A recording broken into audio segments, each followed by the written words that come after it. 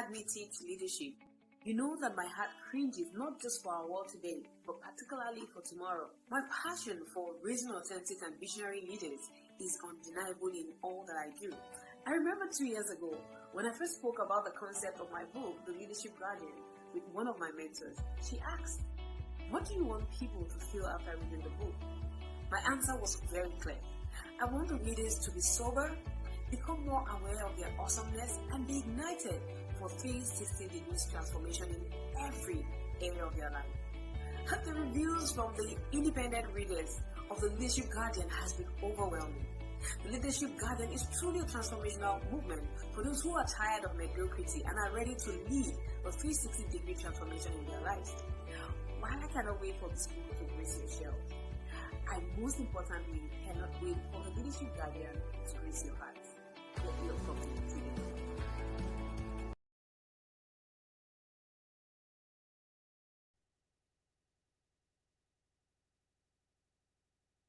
Hello, super leaders. Thank you for joining us again on Leadership Chats with Top Business Leaders. It's such a great honor to have you here.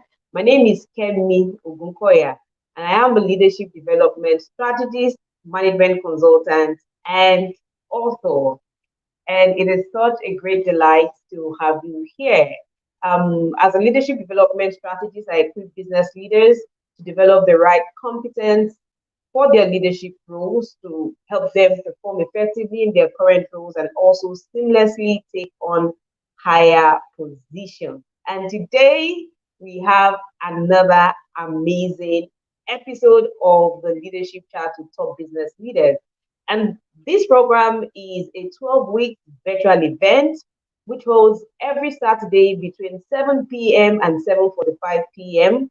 and runs from the 15th May through the 30th July 2021. And the series will focus on conversations around the dozen elements of leadership, a framework that I developed which consists of 12 key elements for effective and visionary leadership.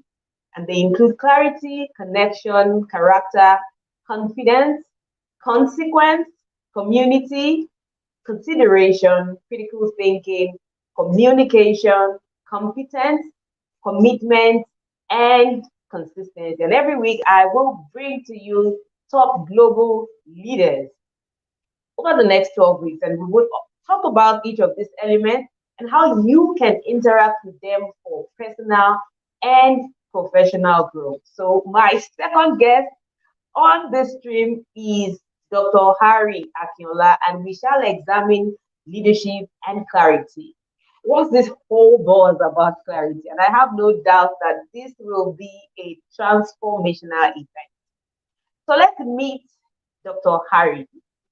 Harry Akinola is a global talent and leadership development leader. He's also an executive coach with over 17 years of experience in the entire organizational capability value chain. His life goal is to help people become better and live excellent lives by recognizing, maximizing, and capitalizing on their best strengths. Harry Akinola is the founder of U-Shift Learning, a learning enabling enterprise and platform for learners, subject matter experts, and organizations. He's also the founder and convener of the Shift conferences and masterclasses, which focus on helping people grow across their four intelligences, and that is spiritual, physical, mental, and emotional. And these sessions hold across Africa annually. He has headed up several leadership and learning development teams in several multinational organizations, including Puma Energy and Standard Bank Group. He is the current global head of talent, learning, and development at Puma Energy, with presence in 46 countries across Africa, America, the Middle East, and Asia Pacific. Harry Akinola is a well sought after global speaker and the author of 4 books: Discovering and Unleashing Your Reality, A Mind to Work, Stupid Wise Woman, and Tamani. Harry holds a bachelor's degree in theology, an MBA, and a honorary doctorate in people development and executive coaching certificate from Gordian Institute of Business Sciences, South Africa, as well as an executive leadership certificate from Oxford University, England. Harry is happily married to his lovely wife, Joy Akinola, and they are blessed with three princes and a princess, Albert, Alvin, Alfred, and Almond. Wow, that is such a great and impressive profile, and we cannot wait to have you on board. Welcome, Dr. Harry. Thank you very much, Kemi. Thanks for having me on this session. I'm really glad to be here. And good afternoon, good evening, everyone, wherever you are joining from. Awesome, awesome, awesome. Great. Now, you know, you are in the space of leadership. You have such an extensive experience in that space, working across industries and then, working across continents. There's this word that we get to hear a lot, right? And it's clarity. Everyone seems to be saying, oh, yeah, you need clarity on this, you need clarity on that. And yes, we understand that clarity in itself has so many parts, right? So we're talking about personal clarity, we're talking about organizational clarity, we're talking about role clarity in the workplace and all of that. But could you help us to demystify this whole thing called clarity? What is this was all about, and why is this so important to leverage clarity for effective business leadership? Thank you very much. I think a good place to start for a definition will be to think about it as simple as it sounds, is making things simple for people to understand. So it starts from you understanding things yourself, and also, of course, allowing and helping people that report into you also understand the same concepts. So clarity is essentially understanding, having clear understanding of a subject, of an idea, of purpose, and whatever it is that you're talking about from a leadership point of view. If I remember correctly, it was Dr. Stephen Covey of blessed memory that said, people are working harder than ever. But he said, but because they lack clarity and vision, they are not getting very far. In other words, we have a lot of leaders, a lot of people doing a lot, working very hard, but because they lack that clarity and they lack that vision, they're unable to get very far with it. And if you think about it, clarity itself is one of the key factors in the execution of any plan. As a matter of fact, if you think about the journey between conceptualization of an idea to the execution of that idea, there are several milestones. One of the key milestones is clarity. Clarity on the side of the leader, the person that is unpacking the idea, as well as clarity on the side of the people that have to execute the idea. So in simple terms, if I'm going to answer that question, it is having understanding. Understanding whatever it's happening. And another word to use in that case is illumination. We say you throw light on things. So just making sure that there are no dark areas, making sure that there's nothing hidden, making sure that everything is in limelight regarding what it is you're doing as a person or as a leader in an organization. Wow, wow, wow. That's really insightful. And I really love when you talk about the fact that it's not just the leader that needs clarity. Now, a lot of times we see leaders who, seem to have some level of clarity in themselves about, their values, what they want to achieve within the organization, but they're now able to transmit the same understanding, just how you have used it in this case, to their subject, to their team members, to their employees. And because of that, there seems to be a lot of confusion, there seems to be a lot of chaos, there seems to be a lot of conflict, lack of productivity, and sometimes a total collapse of the system.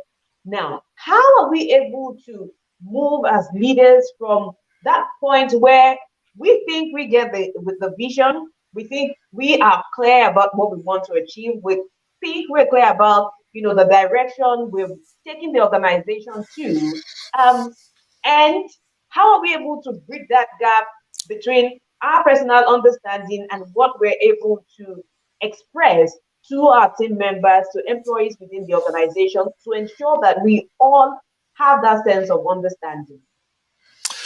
You've actually it's my natural next point I was going to talk about. It is one thing for you to be very clear, and let's even assume that you're clear, because a lot of leaders are not even clear. You see, let's unpack it first. Being clear about what you want to do is different from being clear about what is going to happen tomorrow. What is going to happen tomorrow, we don't know. However, clarity starts from the understanding and having clear picture of the purpose, the next step, the plan, and of course, it's the people, the responsibilities, what you want people to do, what you expect of people.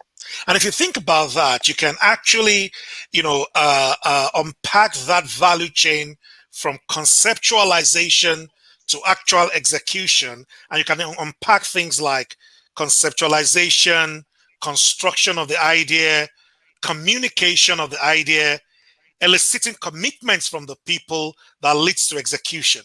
Now, the first two parts, which is conceptualization and construction of the idea, is often very easy, because whether or not you are clear, you are often able to come up with something. People, for instance, they want to design a strategy for the year. You can craft something. Anybody can put some numbers down in paper. Anybody can think about something and construct something. Now, the chasm is actually between your understanding becoming the understanding of your people, your understanding becoming the understanding of the people that follow you, so that they can run with whatever it is you want them to run with. And that is where you said, as you rightly put it, collapse of leadership actually is. Because what needs to happen is, before I say what needs to happen, what many leaders do is they take what they've constructed and they give it to their people that same way. And that is a major problem. The problem is the way you understand is not necessarily the way your people will understand. So it is important to think about the people that need to execute, and then you will have to construct whatever plans, ideas, thoughts, strategy it is that you have in the language that they will understand. So a lot of people go to strategic session, business planning session, they construct these highfalutin things and put it together, and they want to they expect their people to do the same thing. But that's the problem. If I remember correctly, there's a book called Four Disciplines of Execution by the Coveys.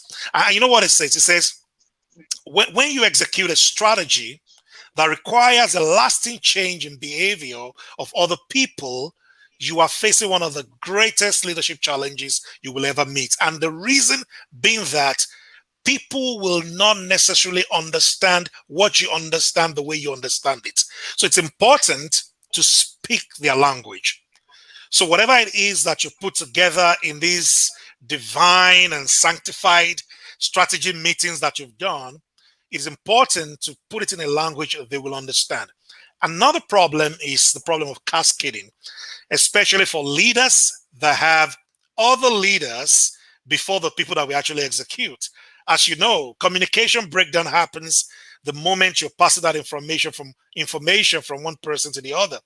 So the way you construct it, the way you design it, the way you put it together must factor in the fact that people will have to cascade that same information to other people. So you will not only use simple language, you will use a language and design it in such a way that there is consistency from one level of leadership to the other. Because if there's no consistency, you will see that message gets watered down, or even change outrightly as it moves from one person to the other. So clarity is not just something you have in your head, it is something you ensure that runs through the organization. And clarity, I mean, again, back to my earlier point, clarity simply means it is clear to me and it is clear to everyone that is involved in the execution. And that's the only time that it can lead to productivity. Amazing. So, from what you have said, there's no room for assumption here, right? It's important that we know that our constituents are very clear. They have a proper understanding. And this is also premised on our ability to communicate effectively, not from our level of communication or assumption that everybody is on the same level. So, which means that as leaders, we need to be able to communicate in such a way that everyone on the team has a clear understanding of what we stand for and where we're headed. Now, while you were talking about that, you mentioned something about consistency. And I'd like us to, just drill in on that a little bit from the personal standpoint, because before a leader can go on to express his level of consistency in his vision or clarity, as the case may be, to his team, or cascade the same down within the organization. It's important that there's a level of consistency, from the internal framework of the leader. But then we see a lot of chaos from the internal dimension. And while we look at the psychology of the nature of a human being, we also look at the pressure of the reality of what we call the VUCA world, right? It's a world that is highly volatile, there's so much uncertainty, it's complex and highly ambiguous. Now, how is a leader able to remain in that circle of consistency of what their vision is, of what their values are, because we can't talk about clarity without talking about values. So how are they able to remain consistent in their personal interpretation of their own values in this noisy, and ever-changing world? I mean, great points, really. Let me say that consistency is not the absence of change. The fact that you need to be consistent does not mean you don't have to change. The consistency we're talking about in this regard means that whatever message it is I'm sharing, I want to make sure the same message gets shared across my organization.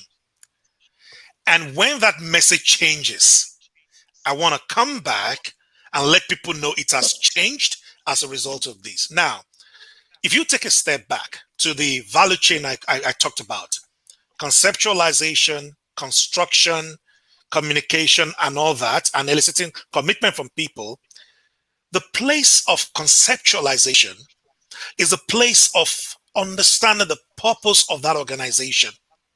Honestly, to a very large extent, the VUCA world does not change the purpose of organization.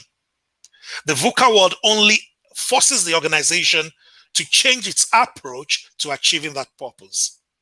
So if a leader is clear about his or her purpose, and a leader is clear about the purpose of the organization, there's nothing wrong in changing the approach. What needs to be consistent is we are going from point A to B, regardless of how we're going to go there. Even if it means we're going to get first to C and back to B, our journey is from A to B. Now, if that journey has to change for any reason, you also must be that leader that can come back. So you should be consistent in giving clear message to your people. So if anything changes, be honest enough to come and say things have changed.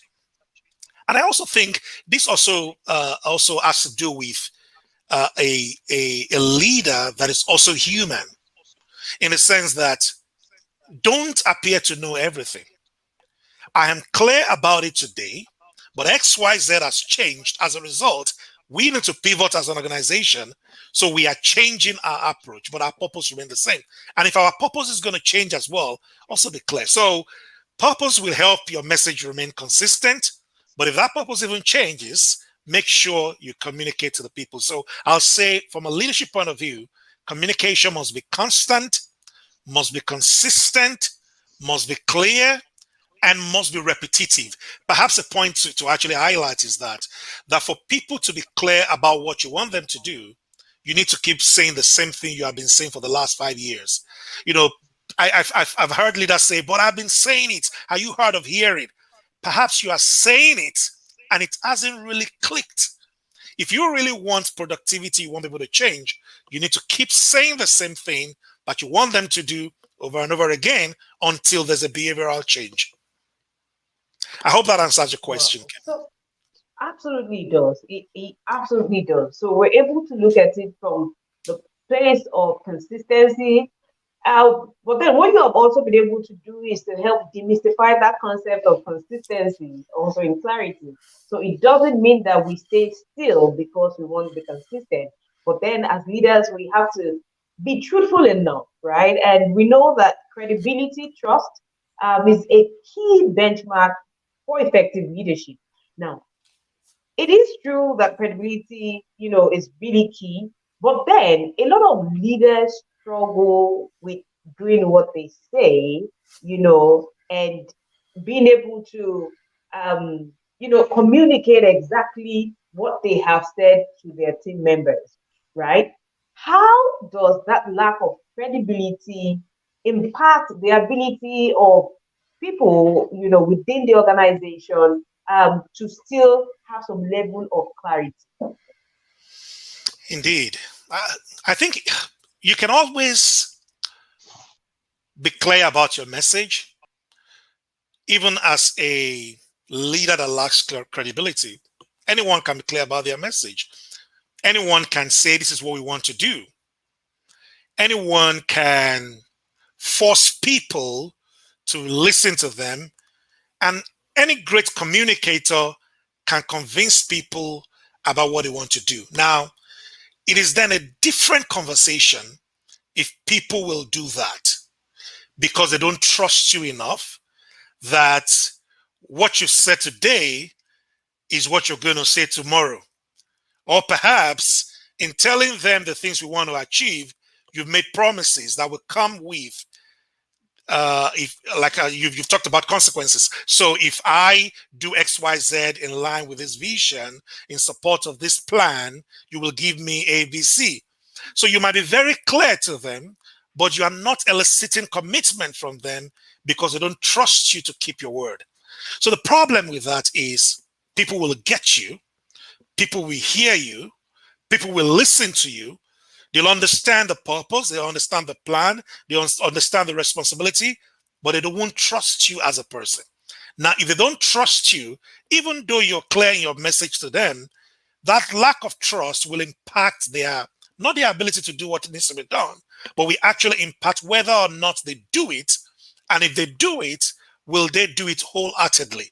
So that is where trust kind of comes in. And even though I have separated clarity from trust, and I have said that people, you can be clear and yet not be trustworthy, honestly, it's placed down on your leadership as a person if you cannot be trusted. If you cannot be trusted to keep your word, why should we believe everything or anything you say? So it is important that even though you are a great communicator, it's important that even if you can fulfill, you can tick all the boxes regarding communicating clearly to the people and providing clarity about exactly what we want to do in an organization, that you also add character to it, that you're a person of character, that you're a person that can be trusted, that you're a person that is credible. So although they can be separated, they can't be separated, especially if we look at it from the perspective of your dozen leadership, what do you call it? Model. Leadership model. They cannot be separated. So individually, we can say clarity on one side, trust on one side, or credibility on one side. But at the end of the day, by the time you pull everything together, it impacts on whether you are really influential on the people or you're not. Absolutely, absolutely. And you have made great and valid points. Absolutely great and valid point. And If I refer to the dozen model, for example, there are 12 key elements of that model. And it's interesting that in as much as they're quite different, they're all interwoven. So you can talk about clarity and leave out discussion on communication, Hmm. right? You can talk about clarity and leave out discussion on consequences. Because Absolutely. if you look at the conversation that we've been having so far, all of this keeps coming out. So Hmm. somehow they're all interwoven, and we cannot separate just how important each of these elements are in the achievement, of our business results.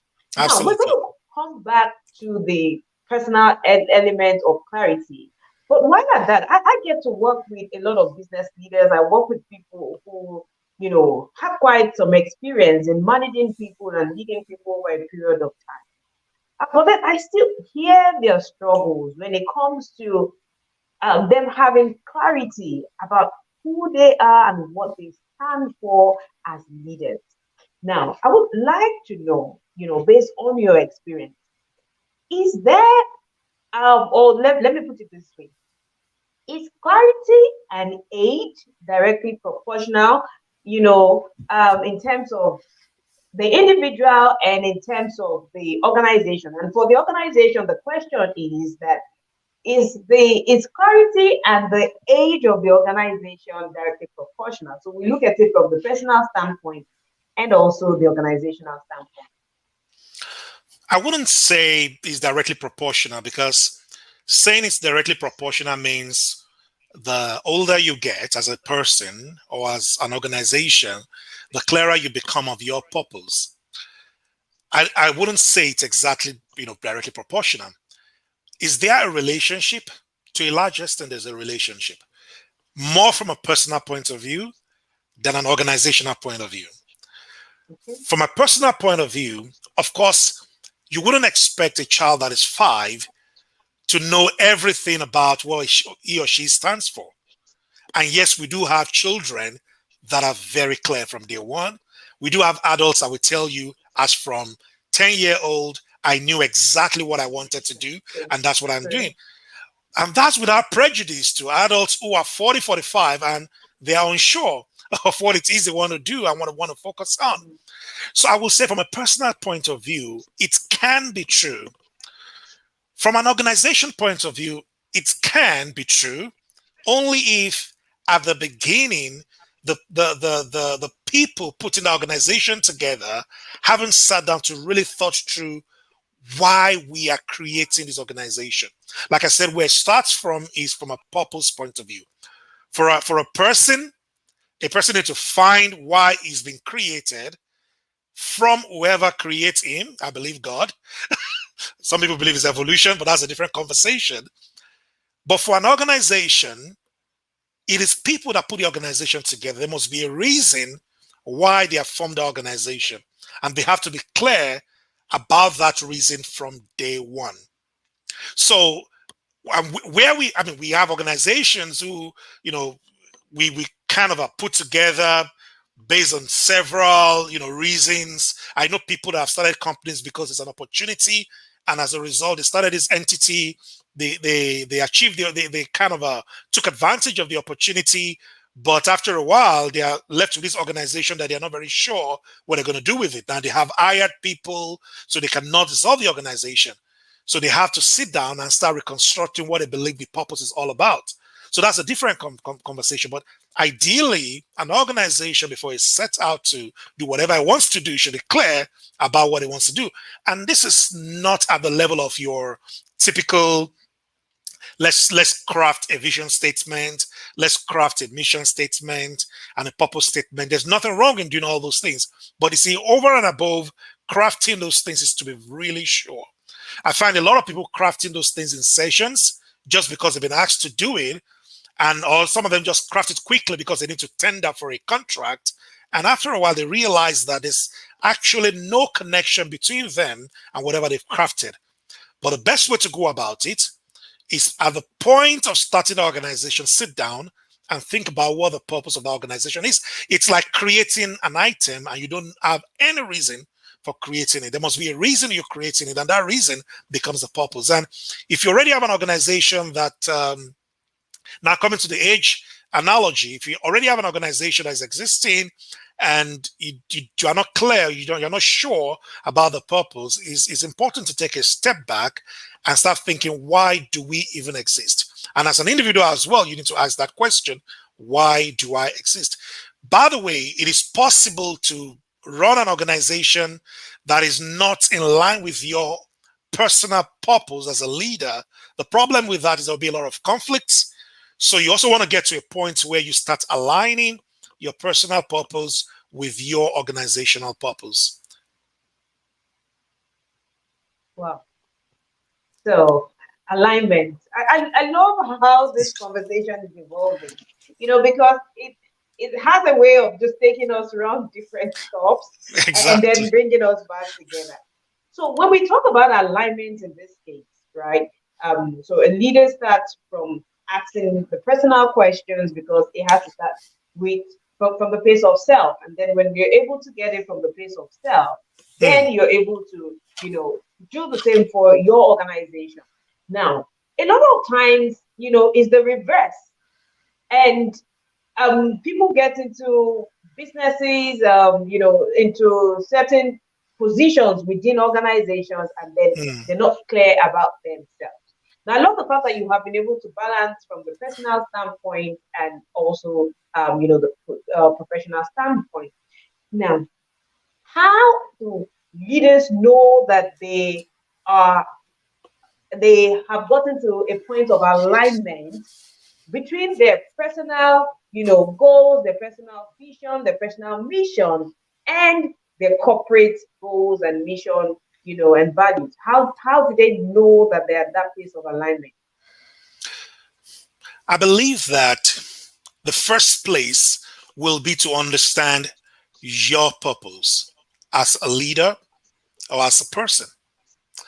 And if that is clear, by the way, that is a journey in itself. It's not an event. So it's not something you just go to an event and you get. It's a journey. So that automatically, that's because the alignment of your purpose with your organizations is dependent on you understanding what your purpose is or purposes are, and understanding what the purpose of the organization are, right? And if your purpose as a person is a journey, or the discovery of that purpose is a journey, it makes alignment in life a journey as well.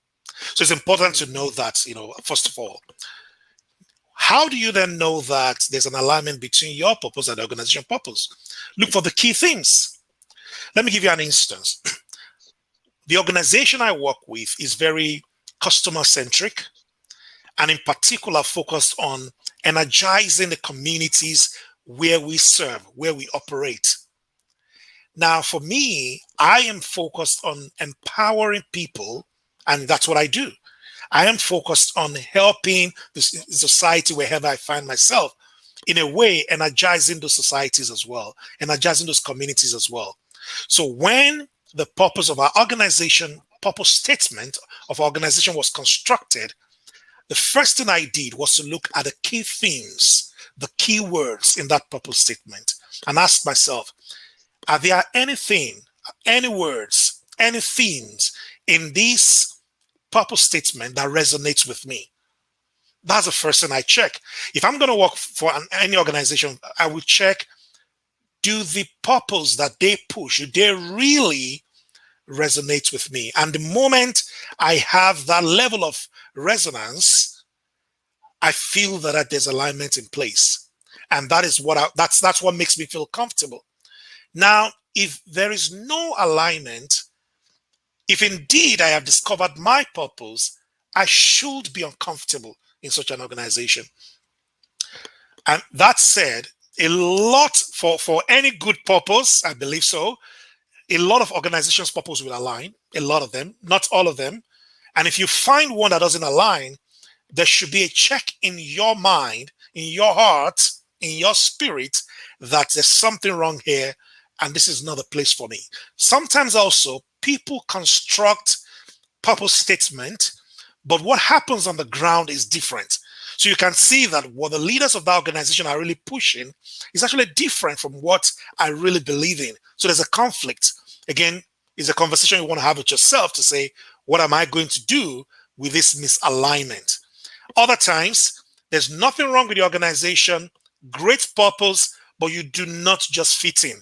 So you don't fit in from a purpose point of view, which also translates to, becoming a cultural misfit of some sort. You want to ask yourself, can I make changes or do I need to leave this place? So as a leader, I'll just like to remind every leader that leadership is contextual, but purpose-driven leadership is dependent on you realizing why you're here, meaning this earth, and what you really want to live your life for. And if that organization gives you the opportunity to do that, in many cases, there will be people who are in an organization for the financial benefits. You want to ask yourself, if that's part of my purpose, why not? I'm going to try my best to just make the money.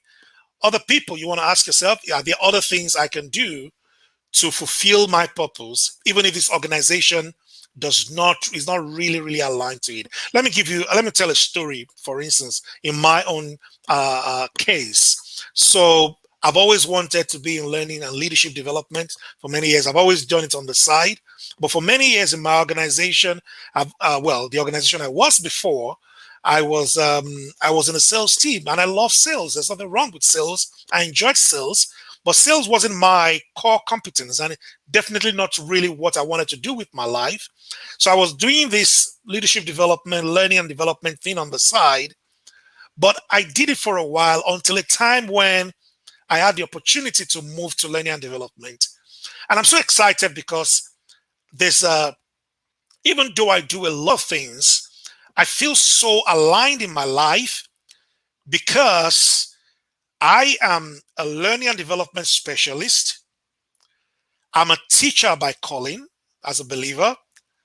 And in my organization, I'm a leadership and learning and development specialist. So to a very large extent, for me, it's an alignment of purpose, it's an alignment of ambition and aspiration, it's an alignment of capability, it's an alignment across. So it helps me because a growth in one area means a growth in another area. But you see, everything revolves around the fulcrum of you being very clear about your own purpose. That is where it starts from. Wow. So it all revolves around you being clear in your purpose. So I love a quote by Yogi Berra. It's one of my favorite quotes. And he says that if you don't know where you're headed, you're going to wind up somewhere else. And I think that is really, really important when it also comes to alignment. So if you're everywhere, you're not quite sure, it's important that you come to that point where you're able to call yourself to a family meeting, where it's between your body, your spirit, and your soul to ensure that you have that level of alignment. You can ask yourself those questions because I know that clarity in itself will come through engagement. So it's about how are you engaging with yourself? What questions are you asking yourself? How are you willing to push yourself further to answer those pretty difficult questions? Because going on that journey of clarity can be really difficult and tough for some because it takes them to places that they probably do not want to go to because they would have to face the reality of themselves. Now, Dr. Harry, I would like you to also, just do a quick touch point around the direct impact of clarity on organizational results.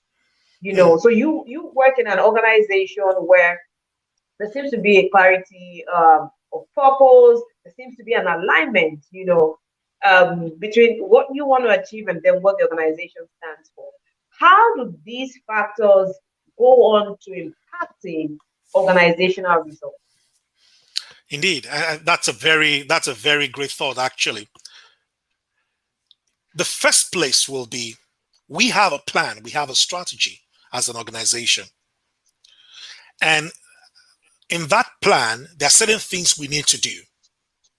Now, human beings or machines are going to do those things. As long as other people will do those things, it is important for us to be clear what those things are, and be clear who will do what.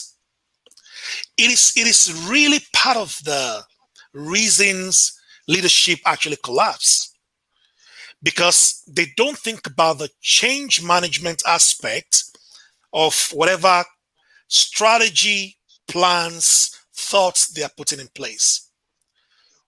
What I have seen and how I have seen strategy becoming action is in cases where leaders are able to cascade clear information, clear plan, clear expectations, clear responsibilities to the people who will execute on ground. And there are several things that enable that clarity. The first one, let's say it's given from a leadership point of view, we're clear what we want to do. But what enables the clarity in that whole value chain is, number one, transparency. Do the people know enough of the why we want to do what we want to do? Because a lot of times you are telling people to do stuff because they cannot understand what is behind it. It is difficult for them to even get the picture you're trying to paint. It was Stephen Covey, I believe, also in Seven Habits of Highly Effective People, the second habit, where it says, start with the end in mind.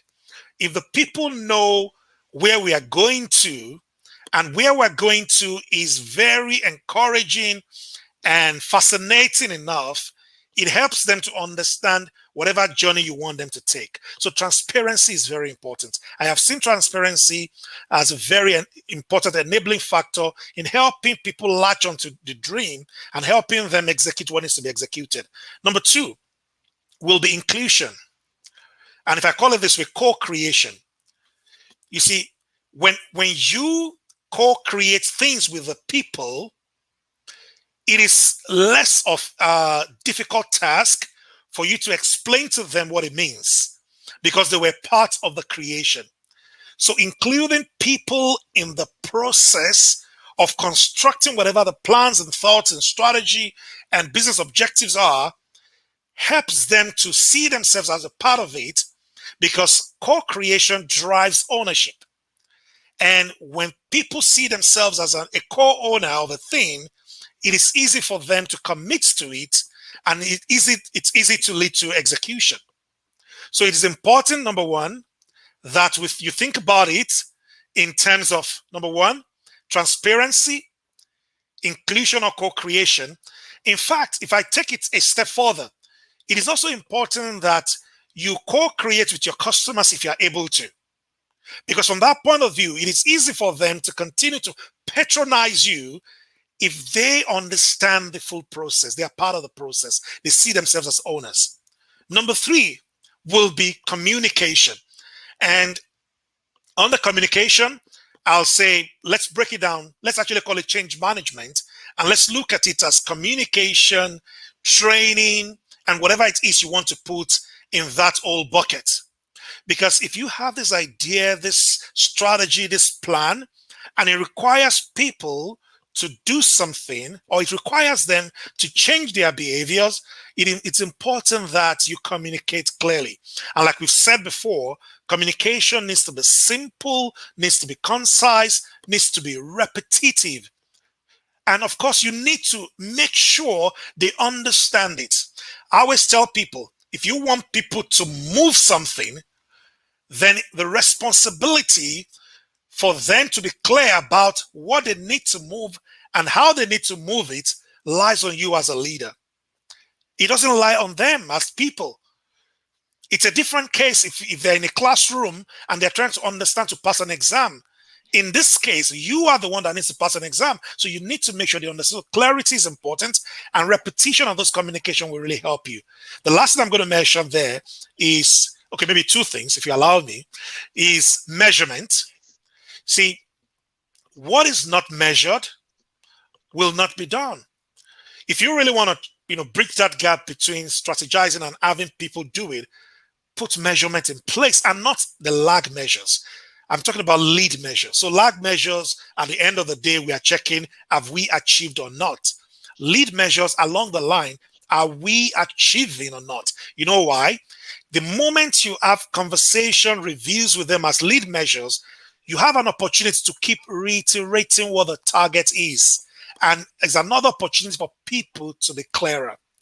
Finally, maybe I should have started with this at the beginning, the fact that you cannot actually have too many goals. If you want people to be clear, then don't tell them too many things. If you want people to be very clear on what to do, they don't have 150 agenda points. Keep it simple. Like they say, less is more. If you say, my name is Harry, everyone on the call will know what my name is. But if I start calling my name, my middle name, my second middle name, my third middle name, and my 15th middle name, people will remember one or two. So less is always more. Or none. Or no, they don't remember any one of them at all. So less is always more. And I thought I would probably leave it there as key points.